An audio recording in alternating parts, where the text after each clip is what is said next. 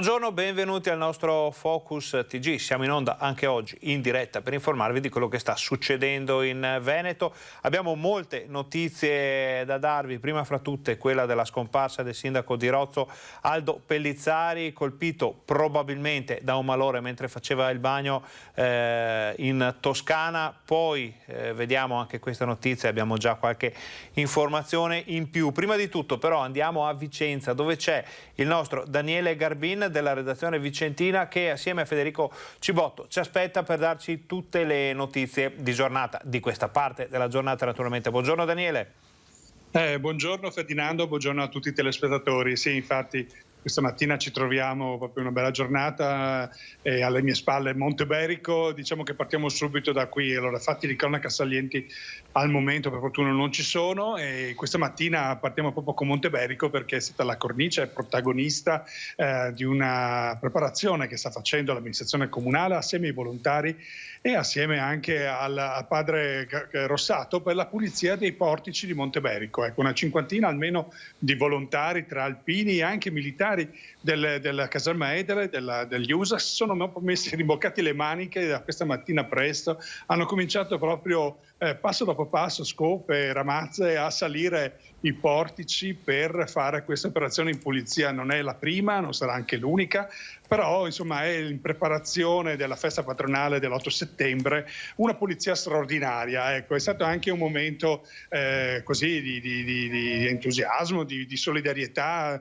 Ci sono varie componenti di volontari e questo unisce la comunità. Vi racconteremo questo meglio stasera, ecco, con le immagini, le interviste di alcuni dei protagonisti, però è l'area di festa a ridosso del fine settimana e a ridosso soprattutto della prima settimana di settembre, che come sappiamo è la festa di Vicenza. Ecco, cominciamo proprio con raccontarvi questo evento. Daniele, però sì. Sappiamo, allora, intanto come sempre Vicenza sarà certamente foriera di notizie di cronaca, non passa giorno senza che nel nostro TG Vicenza ci sia qualche importante fatto di cronaca, vista la portata, l'importanza anche dal punto di vista della popolazione di Vicenza e provincia. Qualcosa capita sempre, quindi questa sera ai nostri telespettatori non resta che seguire il TG Vicenza per vedere cosa sarà successo. Però ci parlavi anche di una notizia di quelle che sembrano di colore, invece sono notizie positive che in questi giorni in cui succede un po' di tutto fanno anche bene all'informazione locale. Certo Ferdinando, infatti nel fuori onda prima, adesso lo raccontiamo anche ai telespettatori e li invitiamo a vederli stasera. Abbiamo questa rubrica molto importante per i nostri TG di Rete Veneta e anche per il TG Vicenza, che sono le segnalazioni. La segnalazione di cosa non va di solito nei quartieri e chiedono a noi di andarli comunque a verificare, a documentare e poi portarli alle istituzioni. Ecco, abbiamo ricevuto una segnalazione questa volta dal comune di Creazzo che invece di lamentarsi per qualche disservizio hanno voluto, questo gruppetto di cittadini, segnalarci il comportamento del loro vice sindaco. Il vice sindaco si chiama Giuseppe Serraino e questa persona assolutamente proprio con senso pratico, molto anche umile da un certo punto di vista come modalità di rapportarsi, ma molto efficace, si è rimboccato le maniche e ha avuto dei problemi. Insomma, il comune per una serie di motivi non ha potuto assumere degli operai che si dedicassero al verde, alla manutenzione del comune, e lui, proprio rimboccandosi le maniche, ha deciso proprio ogni mattina, quasi sempre, prima di iniziare il lavoro, va a fare manutenzione del verde pubblico, cioè proprio gira quartiere le zone di Creazzo, puota le siepi, strappa le erbacce passo passo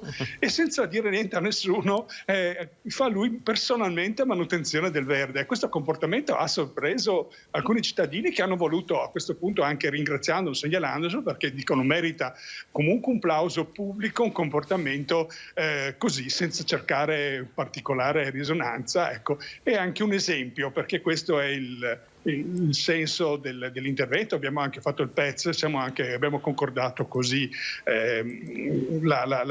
l'evoluzione della storia che lui ci racconta, di come si prodiga, però il suo essere primo cittadino, diciamo secondo, perché sì, certo. Però in prima linea è stato modo proprio perché coinvolgesse altre persone a dedicarsi al verde pubblico, alla cosa pubblica, almeno davanti casa, ecco, la pulizia di fronte alla propria abitazione. e questa cosa sta prendendo piede, era giusto che venisse raccontato. È bello anche raccontare questi fatti che insomma ci danno la realtà di una provincia come quella di Vicenza, che non insomma ha sempre molte sorprese. Allora Daniele, detto questo, se non ci sono altre notizie da Vicenza, noi ci riprendiamo la linea. Vi chiediamo però di contattarci se ci sarà qualcosa da raccontare di importante da Vicenza, notizie di cronaca, aggiornamenti e fatti importanti, li daremo in diretta ai nostri telespettatori. Grazie, buon lavoro. Grazie Ferdinando, arrivederci telespettatori, a stasera. Ringraziamo Daniele Garbin, Federico Cibotto per questo primo collegamento, poi vedremo se nel corso della giornata arriverà qualche notizia importante di cronaca. La notizia di cronaca ve la diamo noi adesso invece, perché torniamo al fatto con cui abbiamo aperto il nostro telegiornale. È mancato improvvisamente il sindaco di Rozzo, Aldo Pellizzari, di cui abbiamo già alcune immagini, possiamo vederle grazie alla regia di Alessandro Costacurta, Fabio Verin, che ci seguono in questo nostro Focus TG. Era in vacanza in Toscana Aldo Pellizzari con la famiglia, si trovava nella zona di Rosignano, nei pressi di Livorno, e quello che è successo insomma è ancora in parte avvolto nel mistero, perché abbiamo solo alcune informazioni frammentarie sulla vicenda. Si sa che Pellizzari era sceso in acqua per fare un bagno, vediamo anche il paese di Rozzo, di cui era sindaco dalla tornata del 2016. Pellizzari, 52 anni, imprenditore, era in vacanza, si è tuffato per fare un bagno e non è più riemerso. Le persone che erano con lui hanno dato l'allarme, è stato portato a riva da alcuni soccorritori fra i presenti, e le operazioni di rianimazione sono andate avanti a lungo, ma non c'è stata alcuna possibilità di salvargli la vita. La salma è ora in Toscana. Non è ancora dato sapere se è stata posta sotto sequestro o meno, si sa solo che la notizia della sua morte ha destato grande cordoglio e grande sorpresa in tutto l'altopiano, dove Pellizzari era molto conosciuto e molto stimato dai colleghi, dai suoi cittadini. Una notizia che ha davvero sconvolto tutti, tanto che molti amministratori della zona, dei 7 comuni che abbiamo contattato questa mattina con la nostra redazione per avere qualche dichiarazione, qualche ricordo, non se la sono sentita davvero di parlare da quanto li ha sconvolti questa notizia. Quindi poi nel corso della nostra informazione potremo avere qualche dato in più, e questa sera nel telegiornale di TG Bassano sicuramente potremo raccontarvi molto di più di quello che è successo. Adesso noi però possiamo già ipotizzare un contatto con l'altopiano, perché, ma io aspetto sempre il via libera dalla regia per dare la linea a Erinda Chitesa e Renzo Rigon, che sono saliti proprio a Rozzo per raccogliere le prime dichiarazioni, le prime informazioni da parte delle persone che lavoravano con Aldo Pellizzari, dei suoi collaboratori, della sua giunta, della sua amministrazione, di tutto il paese. Quindi quando possiamo avere la linea, quando possiamo dare la linea, noi la diamo immediatamente. C'è Erinda a Rozzo. Erinda, qual è la prima reazione di un paese sconvolto da una notizia così brutta, così improvvisa?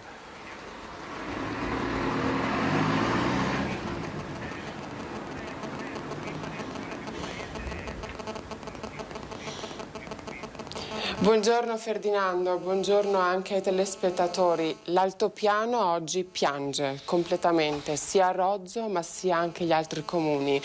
È morto, appunto, scomparso improvvisamente in Toscana Aldo Pellizzari, amatissimo dai suoi colleghi che non se ne capacitano. Infatti per loro è un dolore sconvolgente, e a fatica hanno rilasciato delle interviste ai nostri microfoni. Aldo viene ricordato come un uomo onesto, un uomo pacato, un uomo che si è impegnato con devozione e dedizione per la sua comunità. È stato inoltre anche imprenditore nel settore nel settore meccanico, costruivano infatti la sua azienda macchinari per i tessuti, un uomo che amava moltissimo la montagna, un uomo anche che amava moltissimo la sua famiglia. Infatti per le nuove elezioni che ci devono essere a breve, lui però non si sarebbe ricandidato come alle elezioni perché voleva dedicare il suo tempo alla famiglia e al lavoro. I colleghi ovviamente lo piangono moltissimo e lo ricordano appunto come un bravissimo sindaco e una persona che amava i suoi concittadini, la sua comunità e che portava la positività a tutti quanti. Erinda, sappiamo qualcosa di più dei frangenti in cui è mancato Aldo Pellizzari o qualcuno ha saputo qualcosa di più? Perché sappiamo solo che si era tuffato in mare, che è stato recuperato dai bagnanti, ma non sappiamo se stesse bene, se fosse in condizioni di salute. Tra l'altro adesso vediamo le bandiere listate a lutto al municipio di Rozzo grazie alle immagini di Renzo Rigon. Ma sappiamo qualcosa di più, Erinda, o siamo ancora purtroppo fermi alle notizie frammentarie di questa notte?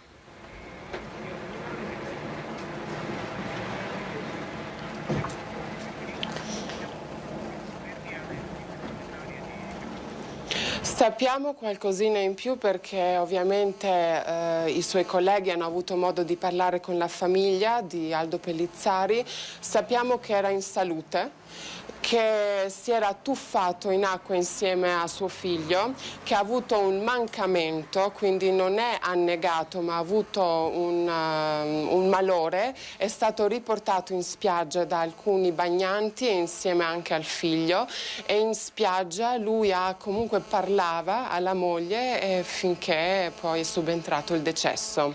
Quindi lui era in salute. E naturalmente adesso sarà la magistratura a confermare le cause del decesso. Allora, Erinda, intanto grazie per questo collegamento. Sappiamo che con Renzo Rigon state cercando di raggiungere anche gli altri sindaci dell'altopiano. Sappiamo anche che purtroppo alcuni di loro hanno scelto di non parlare per la forza di quello, il grande impatto che ha avuto la morte di Pellizzari su tutta la zona, quindi ne comprendiamo naturalmente e ne rispettiamo la volontà. Questa sera nel nostro TG però avremo assolutamente dichiarazioni, ricordi e approfondimenti. Ti chiedo un'ultima cosa prima di lasciarvi andare, perché sappiamo che ci sono molte cose da fare in altopiano oggi. Il paese come ha reagito? Avete sentito anche i cittadini o in questo momento non siete riusciti ancora a parlare con qualcuno?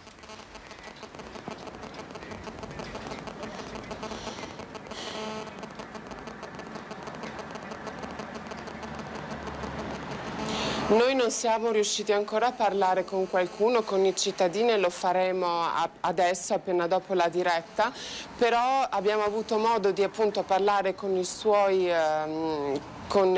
colleghi, che loro hanno sentito alcuni dei cittadini che sono estremamente commossi della notizia, piangono anche loro la scomparsa di Aldo Pellizzari e non se ne capacitano. Lo ricordano inoltre, c'è un fatto molto, diciamo, positivo, ecco, ricordiamo una nota positiva in tutto questo. Nel Natale del 2019, per parlare di quanto era dedito alla sua comunità, si è speso tantissimo per donare un albero di Natale al Papa in Vaticano, e quindi è così che lo vogliono ricordare tutti quanti qui a Rozzo: positivo e ottimista, è un gran lavoratore. Allora Erinda, noi ringraziamo te e Renzo Rigon intanto per questo primo collegamento. Se ci saranno altre novità dall'altopiano legate a questa vicenda o comunque notizie altopianesi, non esitate a contattarci, le daremo in diretta ai nostri telespettatori come sempre. Grazie, buon lavoro. Torniamo in studio, ringraziamo ancora i nostri colleghi. Avete sentito quindi la reazione sconvolta davvero dell'altopiano per la morte di Aldo Pellizzari. Arrivano le prime informazioni un po' più precise rispetto a quello che si era saputo questa notte, quindi non è annegato purtroppo, anche se nella crudezza di questi termini, però dobbiamo utilizzarli. Non è annegato Aldo Pellizzari, ha avuto un malore in acqua, è stato trascinato a riva dalle persone che erano sulla spiaggia, ricordiamo spiaggia di Rosignano vicino a Livorno nei pressi di Castiglioncello in Toscana, è stato trascinato a riva, parlava con la moglie, almeno queste sono le cose che le persone a lui vicine hanno detto alla nostra giornalista poco fa a Rozzo nel corso della nostra inchiesta su quanto è successo. Poi è sopraggiunto un malore, forse un altro malore, un aggravamento improvviso, e non è stato possibile salvare la vita di Aldo Pellizzari. Ricordiamo sindaco di Rozzo mancato nella giornata di ieri durante le sue vacanze che non faceva da molto tempo, aveva scelto di non ricandidarsi. La notizia, lo ribadiamo, ha davvero sconvolto l'altopiano e tutti ricordano questa scelta che noi di Rete Veneta abbiamo seguito in tutte le sue fasi poi di realizzazione, di donare assieme alla comunità di Pedescala un albero di Natale per il Papa. Ricordiamo la partenza dell'albero, l'arrivo dell'albero in piazza San Pietro a Roma, è stata una grande emozione per tutta la comunità. Poi è successo quel che è successo con il Covid, i suoi cittadini, le persone che gli sono più vicine lo vogliono ricordare così. Adesso noi facciamo una brevissima pausa pubblicitaria, state con noi perché torniamo fra pochissimo.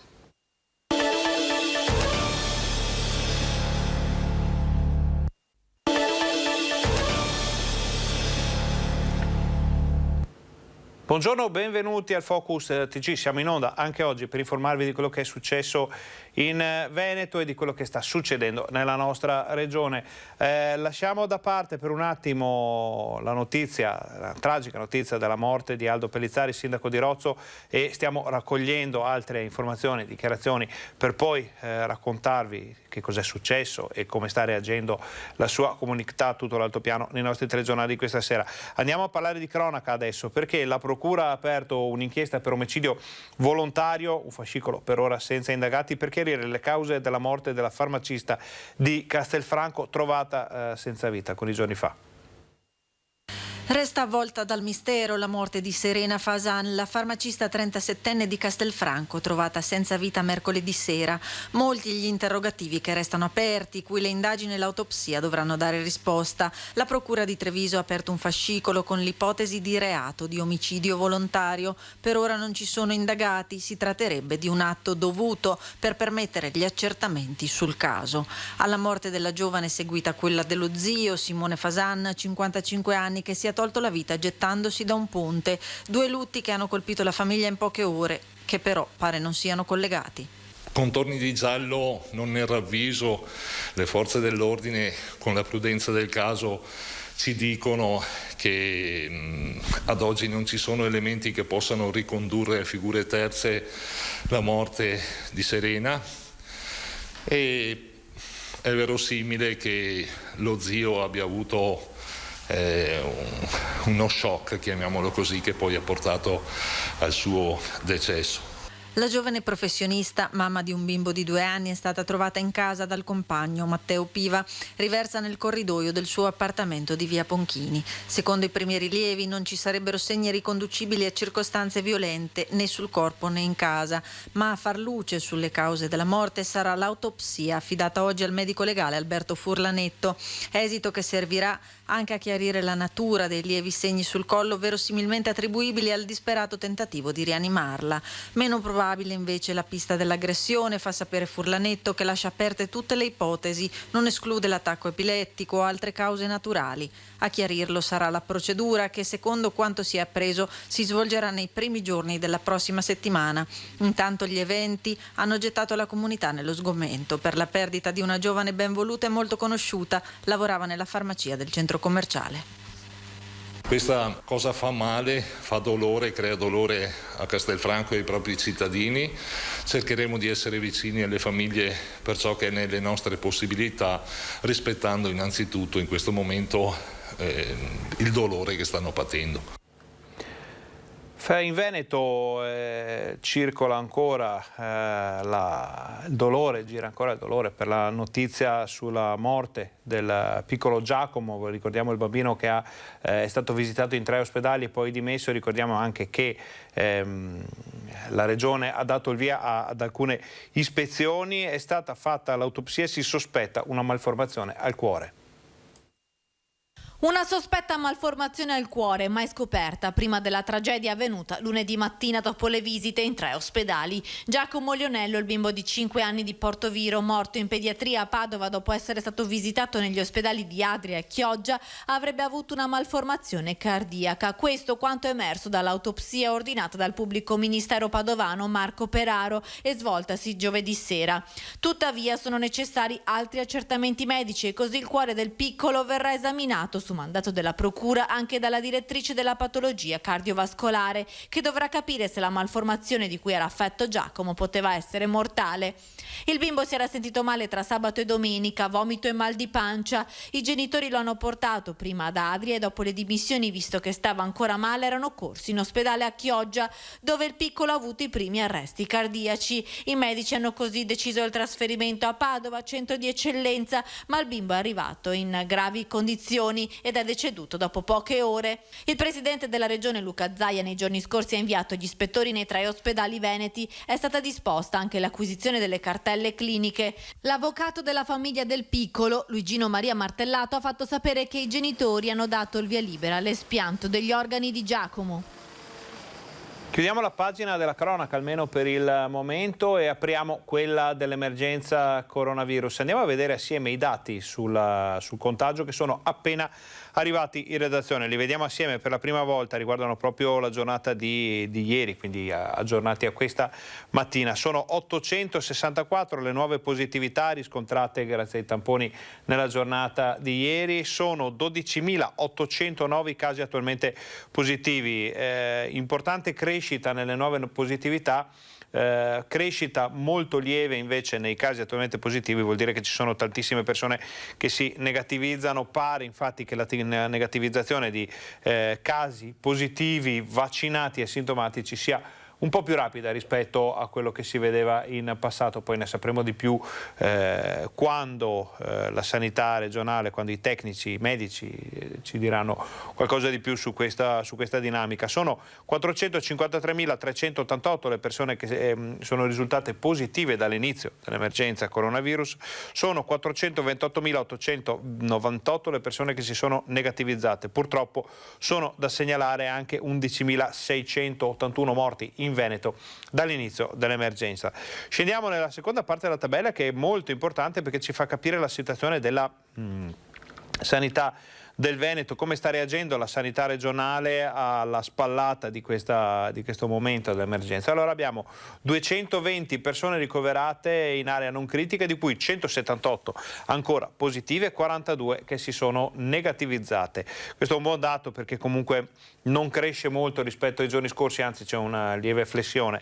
Sono 51 le persone ricoverate in terapia intensiva, di cui 4 negativizzate e 47 che sono ancora positive, e anche questo è un dato che più o meno resta sempre uguale da giorni. Non dovrebbero esserci ingressi importanti in terapia intensiva. Sappiamo che soprattutto Padova e Verona ad avere le terapie intensive impegnate da più pazienti positivi in questo momento. Vediamo infatti la differenza rispetto ai giorni precedenti, è -6, quindi bilancio negativo di 6 unità per quanto riguarda l'area non critica, bilancio purtroppo positivo di 4 unità per quanto riguarda la terapia intensiva, ma la sanità veneta è fiduciosa perché comunque il numero dei positivi ricoverati è ancora sotto alle 50 unità. Purtroppo c'è stata un'impennata al numero di decessi, ci sono stati 3 morti a causa dell'emergenza coronavirus. Di tabella in tabella, sempre con la regia di Fabio Verini e Alessandro Costacurta, vediamo i dati delle vaccinazioni, perché se è importante capire come la sanità regge la spallata di questa ondata, è altrettanto importante vedere come si sta comportando il Veneto con la campagna campagna vaccinale. Sono state effettuate 26.683 inoculazioni nella giornata di ieri, anche questi sono gli ultimi dati disponibili, aggiornatissimi. Sono 6.187.000 le dosi somministrate. Le prime dosi sono 7.700 per un totale di 3.200.000. I cicli completati sono quasi 19.000 per un totale di 2.979.927. Il Veneto ha somministrato l'89,4% delle dosi a disposizione, quindi c'è ancora magazzino, c'è spazio di manovra per quella che sarà probabilmente un'impennata nelle richieste da qui in avanti con la riapertura delle scuole, con il ritorno a pieno ritmo delle attività, anche perché il 69,2% dei veneti ha almeno una dose e il 60,3% dei veneti ha il ciclo completo. Abbiamo sforato la quota del 60%, ce ne vuole ancora per arrivare all'80% identificato come base per l'immunità di gregge, però ci si avvicina, si spera, rapidamente. Vediamo le fasce di età. Ancora una volta vediamo che i giovanissimi con un 54% e gli over 60 sono le categorie più coperte dalla prima dose. Si muove qualcosa finalmente anche nella fascia fra i 30 e i 50, che era rimasta un po' indietro nella campagna vaccinale. Per quanto riguarda la popolazione residente col ciclo completo, vediamo che si muove finalmente qualcosa anche per i più giovani, sempre le fasce intermedie un po' a rilento, però gli anziani e i disabili e i vulnerabili invece sono ben coperti in questo momento. Poi vediamo anche questa tabella, l'ultima di quell'ultimo grafico di questa tabella. Siamo a 113.000 per quanto riguarda questa settimana, c'è la possibilità di superare quota 150.000 e di ridare fiato un po' a questa campagna vaccinale. Questi erano i dati dell'emergenza coronavirus in Veneto aggiornati a questa mattina. Ora noi, prima di andare in pubblicità, riusciamo a dare rapidamente parola a Francesco Ratai della nostra redazione padovana, che ci aspetta per darci tutte le ultime novità dalla città e dalla provincia. Francesco, facciamo una breve carrellata di quello che ci aspetta nel telegiornale, di quello che è successo questa mattina. Poi torniamo dopo la pubblicità con te per lanciare alcuni servizi che avete già preparato. Intanto buongiorno, che succede da quelle parti? Buongiorno Ferdinando, buongiorno ai telespettatori. Succede che abbiamo una mamma detective, una mamma che si è improvvisata detective perché ha trovato delle foto strane sul telefono della figlia di 10 anni ed è riuscita a rintracciare chi le aveva mandate. Dopo vi racconteremo nello specifico il caso. Inoltre abbiamo il caso di un 19enne che, nonostante fosse positivo al Covid, era in giro per la città, è stato trovato dalla polizia e quindi riaccompagnato a casa.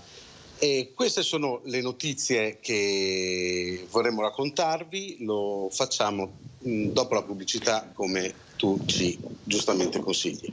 Allora, adesso facciamo una breve pausa pubblicitaria, poi torniamo, vediamo subito il servizio sulla mamma detective che ha scovato il maniaco che insidiava la sua bambina. Chiediamo a Francesco Ratai di aspettarci comunque dopo la pubblicità, perché abbiamo delle cose da domandargli sull'aria che tira a Padova in questa mattinata di fine agosto. Quindi state con noi, torniamo fra pochissimo.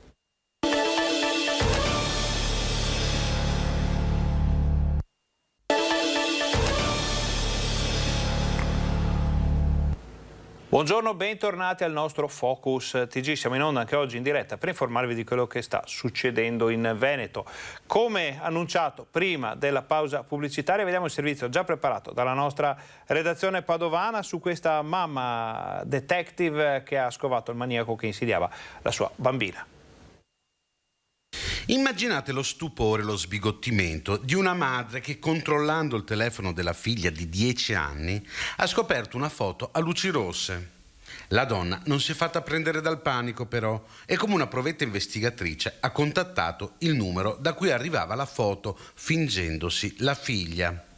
Ha scoperto quindi che la persona che aveva inviato la fotoscena alla bambina aveva mire predatorie, voleva spingere quella che credeva la piccola a veri e propri atti sessuali. La donna ha quindi allertato i carabinieri della stazione di Prato della Valle agli ordini del comandante Giancarlo Merli, che hanno velocemente rintracciato e denunciato un 25enne. Su mandato del pubblico ministero Sergio Dini hanno eseguito una perquisizione in casa sua, sequestrando un computer, il telefono e altro materiale informatico. Il tutto è ora al vaglio dei tecnici.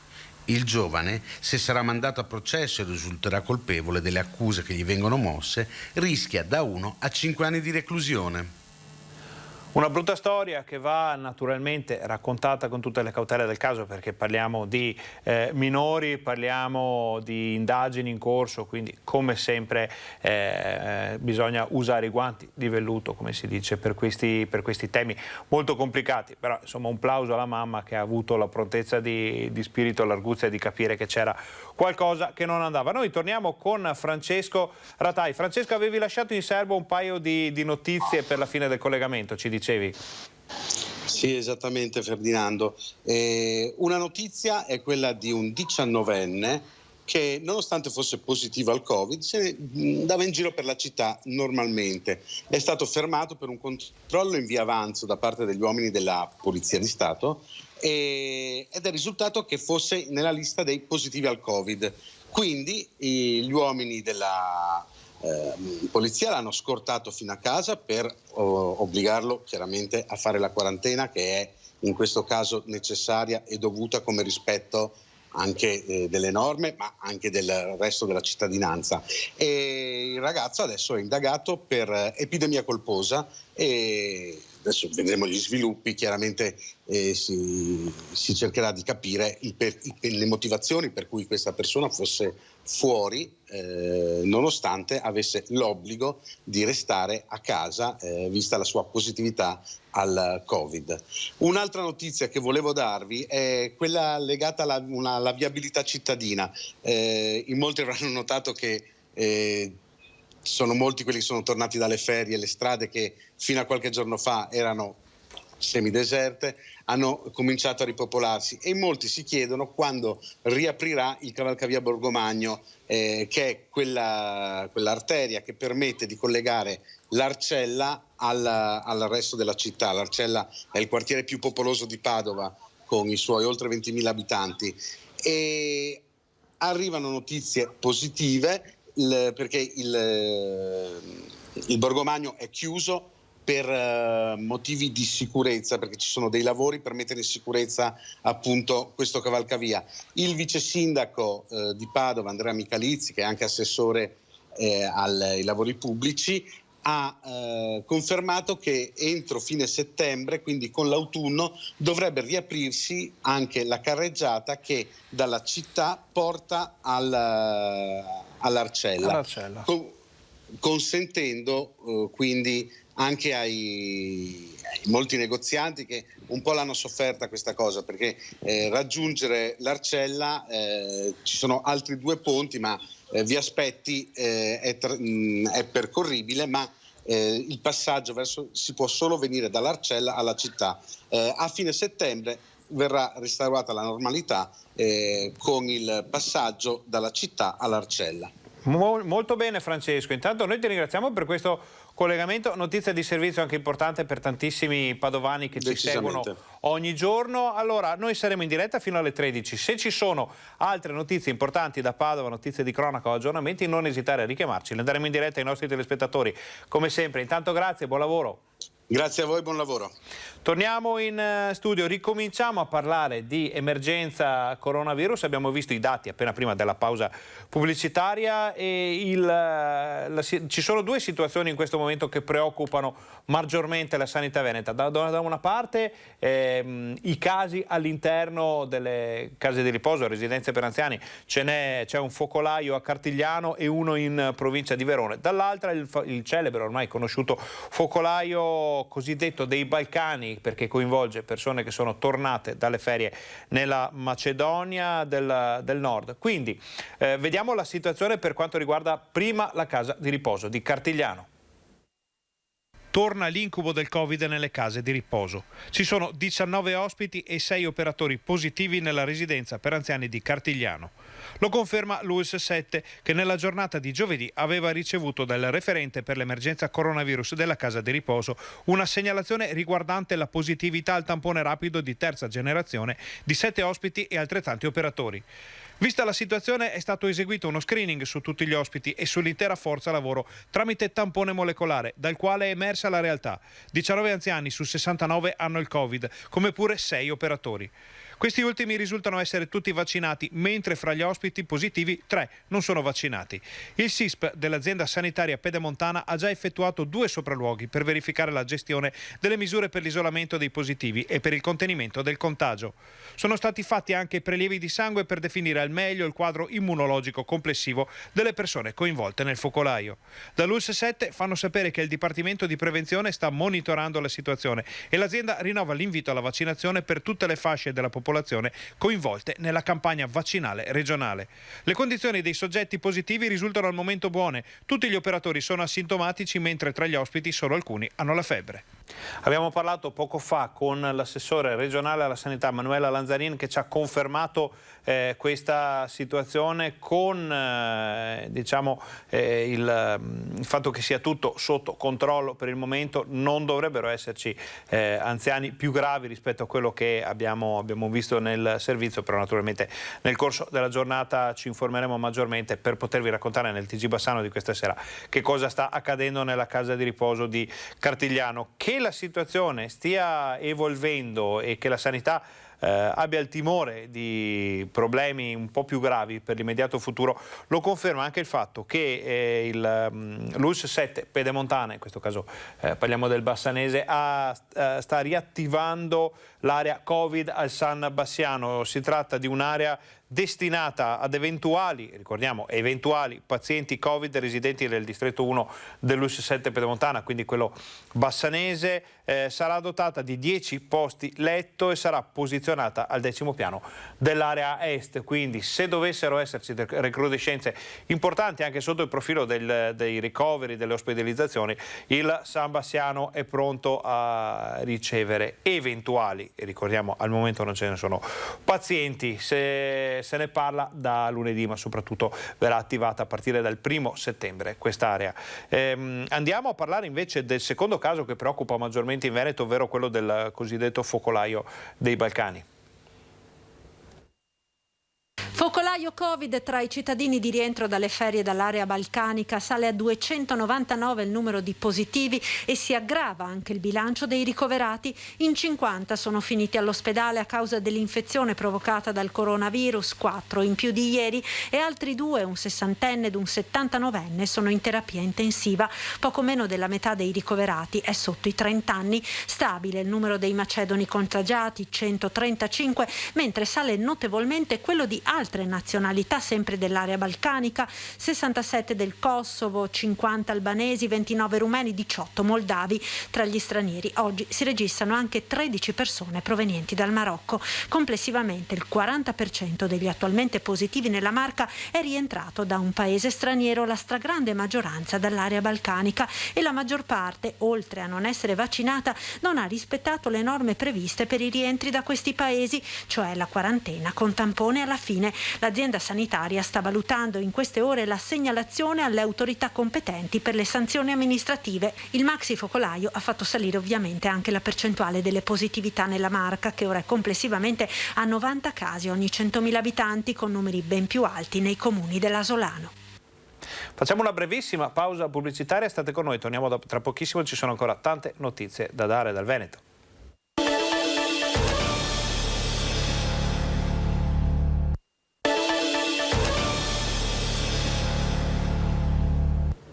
Buongiorno, bentornati al nostro Focus TG. Siamo ancora in onda, in diretta, per informarvi di quello che sta succedendo in Veneto. Allora, stiamo parlando di Covid, stiamo parlando di emergenza coronavirus, abbiamo visto i dati, abbiamo sentito che ci sono delle recrudescenze sia per quanto riguarda il numero dei nuovi positivi, che sono più di 850.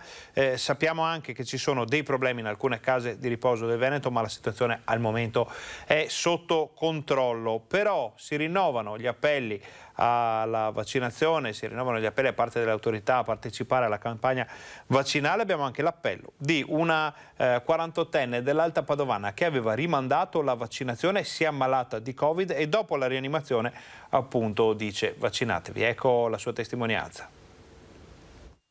Senza polemizzare, senza far polemiche, secondo me con l'esperienza che ho vissuto posso dire che, e da come si sente anche alla televisione, si muore da Covid, non si muore da vaccino. Le parole di chi ha vissuto il Covid sulla propria pelle, 15 giorni di rianimazione per Tania Paggiaro, 48enne di Campo San Piero, che si è malata i primi di agosto. A luglio aveva rimandato di un mese per motivi personali la prima dose di vaccino, ma non aveva fatto i conti con il virus che ha colpito lei e i suoi 3 figli. Il marito, invece, che si era vaccinato a maggio, non è stato contagiato. Per Tania è stata un'escalation, prima la febbre, poi il respiro che mancava, fino al ricovero d'urgenza in terapia intensiva all'ospedale di Cittadella, dove è stata sedata. Non hai la consapevolezza che sia giorno o notte,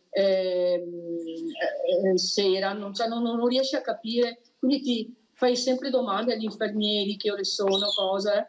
E posso solo lanciare un messaggio, volevo mandare un appello, ecco, e dire che ringraziare tutti i medici e gli infermieri che lavorano alla rianimazione intensiva a Cittadella, perché lavorano con passione. La storia di Tania dimostra che rimandare la vaccinazione può cambiare la vita, ha detto il dottor Guido De Gregorio, che guida la terapia intensiva di Cittadella. Una volta uscita dall'incubo del Covid e dimessa dall'ospedale, Tania ha voluto raccontare la sua esperienza e lanciare un appello a favore della vaccinazione.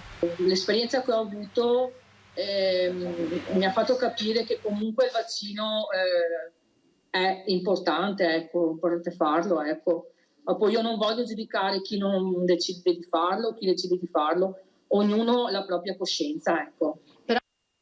Continuiamo a parlare di vaccini, ne parliamo sotto il profilo berico, perché l'ULSS 8 dice terza dose, siamo pronti, ma qualcuno ci dica cosa dobbiamo fare. Il Veneto corre verso il traguardo dell'80% di vaccinati entro ottobre, ovviamente tutti con 2 dosi. Il confronto ora si spalanca sulla terza dose.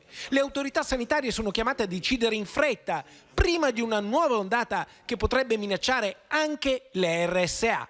Il fatto di anticipare la terza dose, io direi che così come è stata per la prima e la seconda dose, anche per la terza aspettiamo che i comitati tecnici scientifici ci diano indirizzi chiari e soprattutto basati sull'evidenza scientifica. In questa fase non è ancora stato determinato quando potrebbe essere necessaria una dose di richiamo per i vaccini Covid.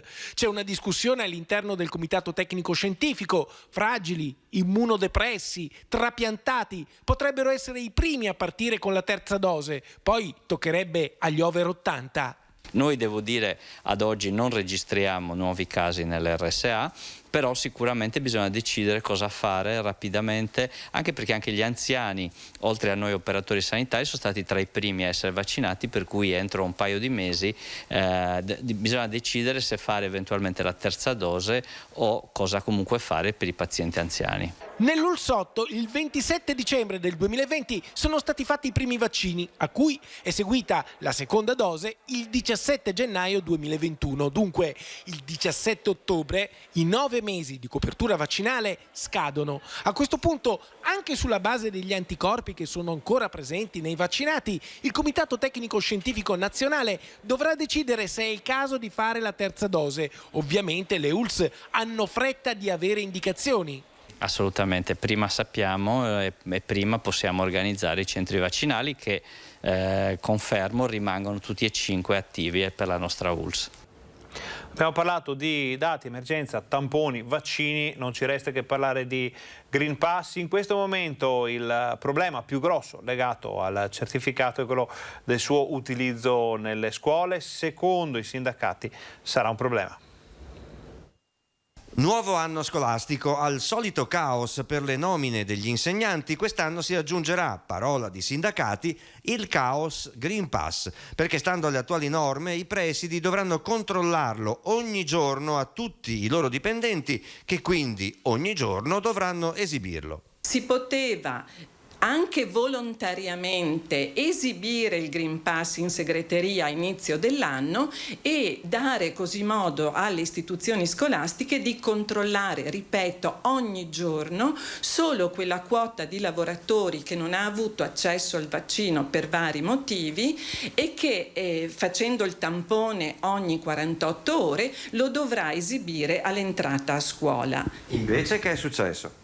È successo che la norma sulla privacy prevale come sempre sul buon senso. Ogni istituzione scolastica ha circa 200 dipendenti, quindi le previsioni di caos non sono così reali. Si perderà tempo e denaro, evidenzia la Micheletto, da destinare piuttosto a cose più utili.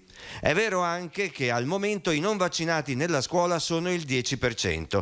In parallelo c'è l'obbligo per costoro di eseguire il tampone ogni 48 ore. E non è più gratuito. Il ministro all'inizio aveva rassicurato sulla gratuità del tampone, invece dopo l'aveva anche scritto, invece dopo per problemi con la sua stessa maggioranza ha dovuto fare marcia indietro e ha detto: ragazzi, mi sono sbagliato, in realtà intendevo che il tampone fosse gratuito soltanto per quelli che non hanno accesso al vaccino. Forse non aver obbligato i dipendenti della scuola alla vaccinazione ha creato questo doppio caos. Intanto lo SNALS ricorda le sanzioni per il personale non in regola con il Green Pass. Dal primo al quarto giorno di assenza il lavoratore è considerato assente ingiustificato e gli viene tolta la retribuzione fin dal primo giorno. Dal quinto giorno scatta la sospensione del rapporto di lavoro. Vediamo la medesima situazione in un'altra zona del Veneto, ne abbiamo parlato con i presidi del Bassanese. Obiettivo scuola in presenza al 100%, lo conferma anche il governatore Luca Zaia in merito all'inizio del nuovo anno scolastico previsto per il 13 settembre in Veneto. La questione più delicata però rimane il Green Pass per il personale scolastico. Vanno controllati a partire dal 1 di settembre gli accessi nella scuola. Adesso le modalità di come dovremo fare, di come rispettare ovviamente la privacy e tutto, attendiamo delle indicazioni più specifiche. Sono ancora tanti non vaccinati nel mondo della scuola tra docenti e personale scolastico, moltissimi lavoratori a cui manca ancora la prima dose. Non ho percepito nessuna situazione né di tensione né di preoccupazione. Si tratterà solo di vedere anche proprio la gestione pratica del controllo. A questo proposito il Ministero dell'Istruzione e quello della Salute stanno studiando una piattaforma alla quale i presidi avranno accesso e potranno controllare lo stato del Green Pass di ciascun docente. È giusto garantire la libera scelta di tutti, ma essendo un'istituzione pubblica la normativa, le indicazioni del Ministero, le indicazioni che poi verranno dall'ufficio scolastico regionale sono quelle che noi come dirigenti dovremo applicare nelle nostre scuole. Tra le nuove misure che verranno adottate dalla Regione Veneto ci sono anche le scuole sentinella, una rete di istituti sparsi in ogni provincia per individuare gli asintomatici attraverso tamponi salivari e in caso di positivi attraverso tamponi nasali. Si riprenderà normalmente, rispettando le distanze, con gli ingressi differenziati. In questa per esempio abbiamo tantissime entrate, quindi abbiamo già differenziato dall'anno scorso le entrate e le uscite a piccoli gruppi dalle classi. Non ci sono solo le scuole a fare i conti con le ricadute dell'arrivo del Green Pass, guardate cosa è successo all'Electrolux di Susegana. Noi oggi abbiamo deciso unitariamente, quindi RSU Finfiawin, di far entrare tutti i lavoratori, anche quelli che non erano in possesso del Green Pass, nella mensa. La protesta di oggi ha portato alla chiusura immediata della mensa da parte di Sodexo e dell'azienda, e quindi tutti i lavoratori hanno praticamente non hanno mangiato oggi. Momenti di tensione oggi in mensa all'Electrolux, con 600 lavoratori che alla fine sono rimasti senza pranzo e altri 600 che sanno già non verrà distribuito nel turno serale. Il blocco è avvenuto quando il primo operaio senza Green Pass si è presentato alla distribuzione, che ha subito ordinato di ritirare le pietanze appena preparate, scaldando immediatamente gli animi.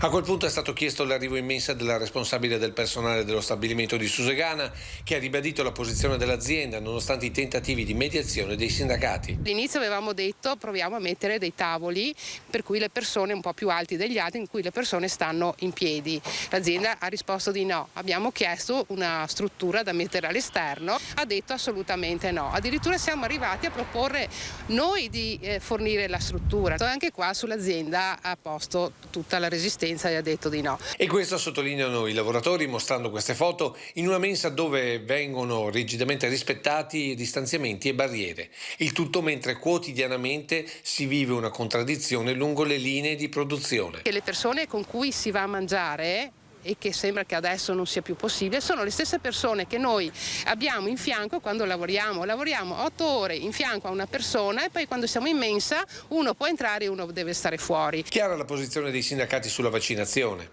Noi non abbiamo un problema col vaccino o col Green Pass, noi abbiamo una posizione molto chiara che i lavoratori dovrebbero vaccinarsi, ma sono scelte dei lavoratori e non possiamo essere noi a discutere. Si profila dunque sempre più un muro contro muro tra aziende e lavoratori scesi in sciopero ad ogni fine turno. La protesta continua anche questa sera, abbiamo avvisato anche i lavoratori del turno di sera e faremo uscire 1:45 uscendo alle 8:15 i lavoratori del turno di sera.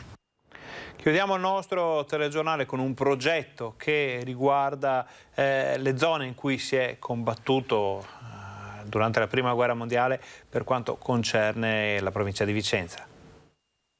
Prende forma l'Alta Via della Grande Guerra, un percorso lungo 200 km che, collegando 4 sacrari, permetterà ai visitatori di ripercorrere i luoghi dove si è combattuta la Prima Guerra Mondiale. Questo è il plastico dove si evidenzia qual è il percorso partendo dal Pasubio e salendo verso il Cimone, al Grappa e all'altopiano di Asiago, diciamo i quattro sari della provincia. Poi idealmente c'è la continuità di questo percorso che fa parte di un altro di sviluppo, di progetto, proprio per legarsi anche ai progetti dei cammini che sono, oltre alla mobilità lenta, la grande aspettativa dei turisti e dei visitatori del territorio che vengono in modo particolare dal centro Europa. Il piazzale della Vittoria di Vicenza non a caso è stato scelto come luogo dove fare il punto dei lavori in corso. Presentata la grafica ufficiale dell'itinerario e dei cippi che troveremo lungo il percorso, un progetto che oltre all'aspetto storico e culturale punta alla valorizzazione ambientale, turistica ed economica dei territori. Ed è un progetto che ha una caratterizzazione internazionale che in questo momento a nostro giudizio è importante perché vede coinvolti non solo un fronte dove hanno combattuto gli italiani e gli austro-ungarici, è un progetto di ampio respiro europeo. Questo è il messaggio che vorremmo far capire in quest'ottica di mettere a sistema un evento tragico ma che oggi ci deve far riflettere ancora di più. Per il 2022 è prevista la fine lavori, riusciremo ad aprire quindi un percorso sulla Grande Guerra che permetterà di diventare un importante sito anche turistico per far conoscere non soltanto agli italiani ma anche a livello internazionale questo percorso dove si è combattuto e dove tante persone, tanti ragazzi hanno dato la propria vita per la patria. Questa era l'ultima notizia del nostro telegiornale, vi ringraziamo per essere stati con noi, ringraziamo Fabio Verini e Alessandro Costacurta per la regia. Vi diamo appuntamento a TG Bassano, a TG Vicenza di questa sera per l'approfondimento di tutte le notizie che avete visto fin qui e vi auguriamo un buon pomeriggio.